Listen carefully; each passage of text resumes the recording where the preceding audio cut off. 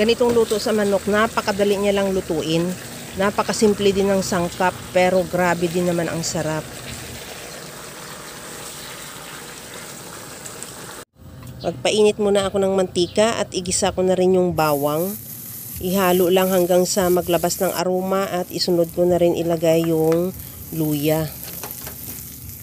Maglagay na rin ako ng sibuyas. Ihalo hanggang sa mag-translucent at maglagay na rin ako ng kamatis. Ihalo lang hanggang sa maluto yung kamatis at isunod ko na rin ilagay yung manok.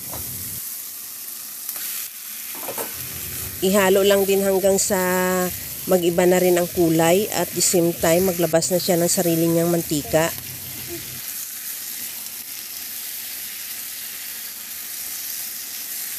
Okay na tong ating manok, takpan ko muna hanggang sa maglabas din ng sarili niyang tubig dahil nagtutubig naman talaga yung manok.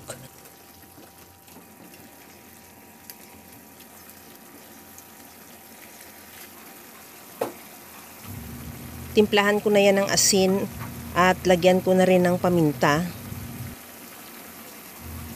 Ihalo lang din hanggang sa matunaw lang din yung asin at paminta. At hindi na tayo magtubig dyan dahil nakikita nyo naman na marami na rin siyang tubig. Sariling tubig ng manok yan dahil talagang sinasabi ko na nga nagtutubig na rin ng kusa yung manok. Ilagay ko na rin yung sayuti.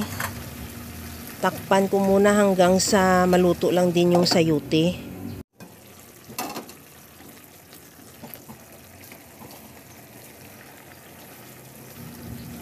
Okay na rin tong ating sayuti. Maglagay na ako ng siling green at isunod ko na rin ilagay yung sitaw. Maglagay na rin ako ng patis.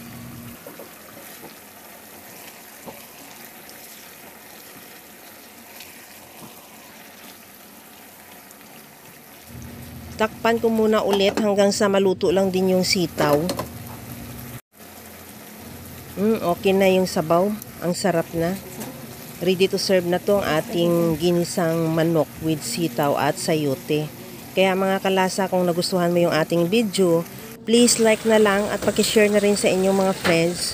At kung bago ka pa lang sa aking channel, subscribe na at i-click mo na rin ang bell button para sa mga notification. Kaya mga kalasa, gawa na dahil sa sobrang sarap niya. At alam ko kayang-kaya mo rin tong gawin dahil sa sobrang simple at napakadali niya lang lutuin. Kagaya lang lagi sa sinasabi ko na wala namang hindi marunong magluto basta sa simpleng paraan lang. Hanggang sa muli mga kalasa, thank you for watching. Bye-bye!